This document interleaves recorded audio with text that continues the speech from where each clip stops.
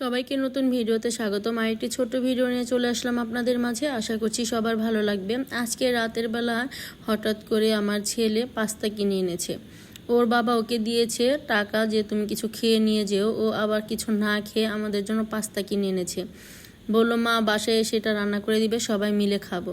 আমি কি ভালোই হলো, যেহেতু একা খাইনি সবার জন্য নিয়ে এসেছে, তাই আজকে গরুর মাংস দিয়ে পাস্তা রান্না করে দিচ্ছি। এখানে বেশ অনেকগুলো পেঁয়াজ কাঁচামরিচ আমি ভালো করে ভেজে নেব। আগে আলুগুলো একটু লাল লাল করে ভেজে নিয়েছিলাম। এরপর পেঁয়াজগুলো ভেজে এখানে টমেটো দিয়েছি, হালকা হালকা অল্প অল্প সব মশলা দিয়েছি, আর দিচ্ছি কিছু গরুর মাংস। গরুর মাংসটা আমি সেদ্ধ করে নিয়ে একেবারে সুন্দর করে কষিয়ে রান্না করব। সেদ্ধ করলে আমার তেমন একটা ভালো লাগে না। এখন অল্প আঁচ দিয়ে একবার আস্তে আস্তে সুন্দর করে কষিয়ে মাংসটা নরম করে নেব, তারপর পাস্তাটা রান্না করব। পাস্তা কিন্তু আমাদের যেভাবেই রান্না করেন না কেন সবাই অনেক বেশি পছন্দ করে, কিন্তু মাংস দিয়ে রান্না করলে বেশি পছন্দ করে। যেহেতু এখন কোরবানি ঈদ, সবার ঘরেই কিন্তু অ্যাভেলেবেল গরুর মাংস আছে, সেজন্য আজকে ভাবলাম গরুর মাংস দিয়ে পাস্তা রান্না করে দিই। আর এক পাশের চুলা আমি পাস্তা সেদ্ধ বসিয়ে দিয়েছি, আর এক পাশে এখানে আমি মাংসগুলো কষিয়ে নিলাম। মাংস কষানো হয়ে গিয়েছে, এখন ভেজে রাখা আলুগুলো দিয়ে দিলাম। আলুগুলো কিন্তু ভাজতে ভাজতে একেবারে সেদ্ধ হয়ে গিয়েছে। এখন হালকা একটু নেড়ে চেড়ে মিশিয়ে নেব মশলার সাথে। তারপরে এখানে আমি সিদ্ধ করা পাস্তাগুলো দিয়ে দেব। আর এখানে আমি একটা ডিম দিয়েছি, বেশি ডিম দিইনি, যেহেতু অনেকগুলো মাংস দিয়েছি তাই ডিমের পরিমাণ কমিয়ে দিয়েছি। একটা ডিম দিয়েছি, একটু মাখা মাখা লাগবে সেজন্য। আবার সেদ্ধ করে দিইনি, একবারে এগুলোর সাথে ভালো করে ভেজে দিয়েছি যাতে একটু মাখা মাখা হয়। এই তো এখানে পাস্তাগুলো দিয়ে দিলাম। পাস্তাগুলো দিয়ে এখন সুন্দর করে মিক্সড করে নেব। আর এই খাবারটা কিন্তু আমরা রাতের বেলা খাচ্ছি। আজকে অনেক বেশি গরম পড়েছে, একবার রান্না করতে চেয়েছিলাম না, কিন্তু বাচ্চাদের আবদারের জন্য রান্না করতে হলো, তাই ঝটপট রান্নাটা করে নিচ্ছি। রান্না করে উপরে নিয়ে চলে যাব। সবাই কিন্তু এক রুমে এসি লাগিয়ে একটু ঠান্ডার মধ্যে বসে আছে, তাই ওদের জন্য একেবারে উপরে নিয়ে যাব যাতে একটু ঠান্ডার মধ্যে খেতে পারে। এই তো আমার রান্নাটা হয়ে গিয়েছে।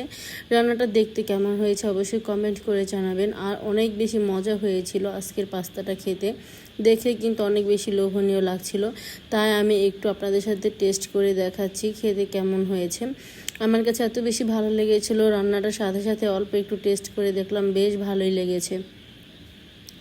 আর পাস্তা বা নুডলস এগুলো কিন্তু আমাদের বাড়িতে সবাই অনেক বেশি পছন্দ করে, শুধু আমার শাশুড়ি মা একটু কম খায়। আগের দিনের মানুষ কিন্তু এগুলো বেশি একটা খেতে পছন্দ করে না, সে হিসেবে সেও একটু কম খায়। আর আমরা সবাই কিন্তু অনেক বেশি পাস্তা বা নুডলস পছন্দ করি। আমরা কিন্তু প্লেট ভর্তি করে এই পাস্তা নুডলস খেয়ে থাকি। যেদিন আমরা এগুলো রান্না করি তখন কিন্তু আর কোনো খাবারই খাই না। এগুলো সবাই একবারে ভাতের মতো বেশি করে নিয়ে নিয়ে খায়, অল্প হলে কারোই মন ভরে না, সেজন্য আমি একটু বেশিই রান্না করি। আজকে একটু কম রান্না করেছি কারণ আমার শাশুড়ি মাও খাবে না, আমার জায়ের ছেলে তারা বাড়িতে নেই, আপনাদের ভাইও বাড়িতে নেই। শুধু আমি, আমার বাচ্চারা আর আমার ননদ, আমরা চারজনে খাবো, তাই এক প্যাকেট পাস্তা রান্না করেছিলাম। আমাদের সুন্দরভাবেই হয়ে গিয়েছিল। এই তো আমরা এগুলো আজকে রাতের খাবার হিসেবে খেয়ে নেব। আমার ভিডিওগুলো যদি ভালো লাগে অবশ্যই আমার পেজটা ফলো করে দেবেন, আর আমার ভিডিওটা শেয়ার করে দেবেন, আর সুন্দর করে একটা কমেন্ট করে দেবেন। এই তো আমি আমার রুমে চলে এসেছি, এখানে সবাই বসে আছে তাই আমি নিচে বসিয়েছি।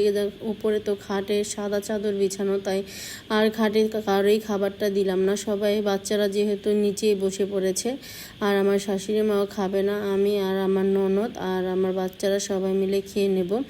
সবার জন্য খাবারটা বেড়ে নিয়েছি, এখন মজা করে সবাই একসাথে খাবারটা খেয়ে নিচ্ছে। আমি ওদের সাথে খেতে বসে পড়বো। আপনাদের সাথে একটু টেস্ট করে দেখিয়েছিলাম, এখন আবার ওদের সাথে খেয়ে নেব। আজকে এ পর্যন্তই, আল্লাহ হাফেজ।